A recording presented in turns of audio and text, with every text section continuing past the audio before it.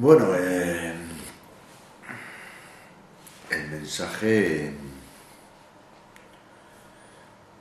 está afectado por el canal y por el soporte. O sea, una noticia impresa es distinta a una noticia audiovisual y a una noticia que es online, ¿no? El propio medio afecta al contenido, ¿no? de lo que está diciendo. El propio soporte incide y cambia y modifica y transforma ese mensaje. No es lo mismo, no es lo mismo un enlace, o no es lo mismo un tweet, o no es lo mismo una página web con un vídeo y que una noticia en un ladillo de un impreso de una revista o de un periódico, o que un titular en televisión o en la radio.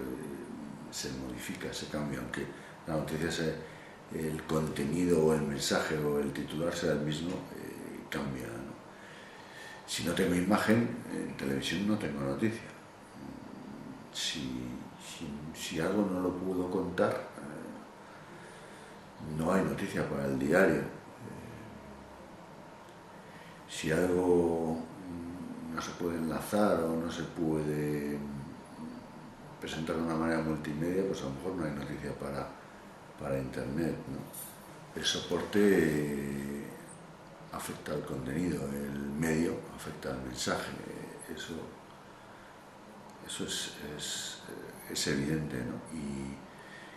Y las noticias son distintas y tenemos que pensar de distinta manera para uno u otro soporte, ¿no? Y lo que ocurre es que los nuevos soportes, las nuevas tecnologías nos ofrecen muchas más posibilidades, ¿no? Porque podemos dar una noticia con multimedia y eso cambia, ¿no? Cambia también las cosas, y quizás también ahí tenemos una labor en las facultades para cambiar eso y para adaptar a los comunicadores del futuro, a los periodistas del futuro, para esos soportes, ¿no? que se van a manejar en todos sus aspectos.